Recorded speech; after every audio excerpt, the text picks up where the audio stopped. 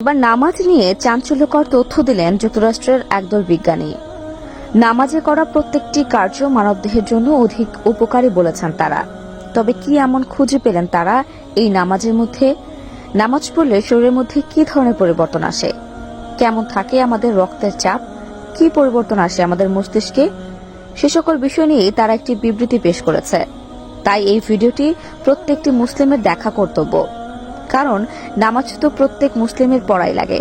তবে নামাজ পড়ার মাধ্যমে আমরা কি কি উপকারিতা পাই সেই সকল বিষয়ও জানা দরকার। তাই ভিডিওটি আপনার সকল মুসলিম ভাই বোনদের মধ্যে শেয়ার করে দিন, যারা কিনা প্রতিনিয়ত নামাজ পড়ে কিংবা পড়ার চেষ্টা করে। তাহলে যখন তারা জানতে পারবে নামাজ পড়ার এই সকল গুণাগুণ ও উপকারিতা, তখন তাদের নামাজের প্রতি আগ্রহ অধিক পরিমাণ বৃদ্ধি পাবে। এবং আপনি যদি প্রতিনিয়ত নামাজ পড়ে থাকেন তাহলে আলহামদুলিল্লাহ বলে যাবেন। তো চলুন ভিডিওটি শুরু করা যাক।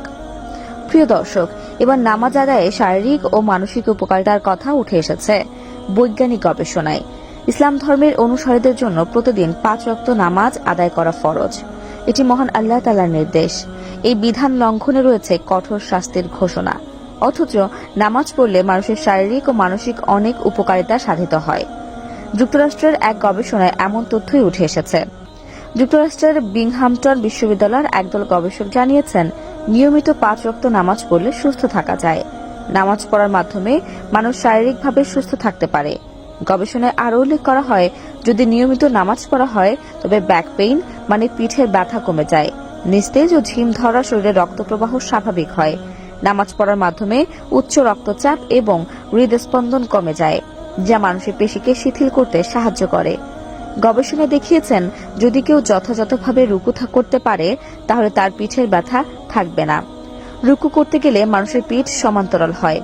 কিছু সময় পিঠ সমান থাকে। নামাজের রুকু আদায় করার মাধ্যমে পিঠ, পায়ের উরু ও ঘাড়ের পেশিগুলো সম্পূর্ণভাবে প্রসারিত হয়। রক্তপ্রবাহ যথাযথভাবে চলতে থাকে। শরীরের উপরি অংশে রক্তের প্রবাহ স্বাভাবিক মাত্রা ফিরে আসে। সেজদা সম্পর্কে গবেষকরা জানান, মানুষ যখন সেজদায় যায় তখন শরীরের সব হাড়ের জোড়াগুলো নমনীয় হয়। হাড়ের ওপর যে চাপ পড়ে তার ফলে সেটি স্বাভাবিক ও শিথিল হয়। সেজদার জন্য জমিনে মাথা রাখার কারণে মস্তিষ্কে রক্ত সঞ্চালন স্বাভাবিক হয়। উচ্চ রক্তচাপ কমে যায়। ধীর স্থিরভাবে সেজদা আদায়ের মাধ্যমে মস্তিষ্কের কার্যক্ষমতা বেড়ে যাওয়ার পাশাপাশি শরীরের ভারসাম্য ফিরে আসে। শ্বাস প্রশ্বাসের স্বাভাবিক গতি ফিরে আসায় মানুষ স্বস্তি লাভ করে। সুস্বাস্থ্য ও সুস্থতার জন্য নামাজ অনেক উপকারী। এই নামাজের মাধ্যমে মানুষ আল্লাহর সন্তুষ্টি লাভ করে। কর্মক্ষম উজ্জীবিত মানসিকতা লাভে নামাজ আল্লাহর এক মহান নিয়ামত, বান্দার জন্য অন্যতম বরকত বটে।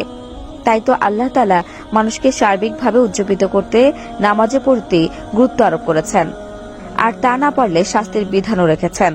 তাই প্রিয় দ্বীনী মুসলিম ভাই ও বোনেরা, নামাজ প্রত্যেকটি মুসলিমের জন্যই উপকারী।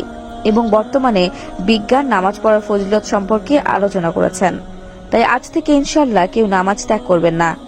আল্লাহ সবাইকে বোঝার তৌফিক দান করুন, আমিন। তা দর্শক, আজ এ পর্যন্তই। আবার আসবো নতুন নতুন সব তথ্য নিয়ে। সে পর্যন্ত সবাই ভালো থাকুন, সুস্থ থাকুন। এতক্ষণ 24 ঘন্টা নিউজের সাথে থাকার জন্য আপনাকে ধন্যবাদ।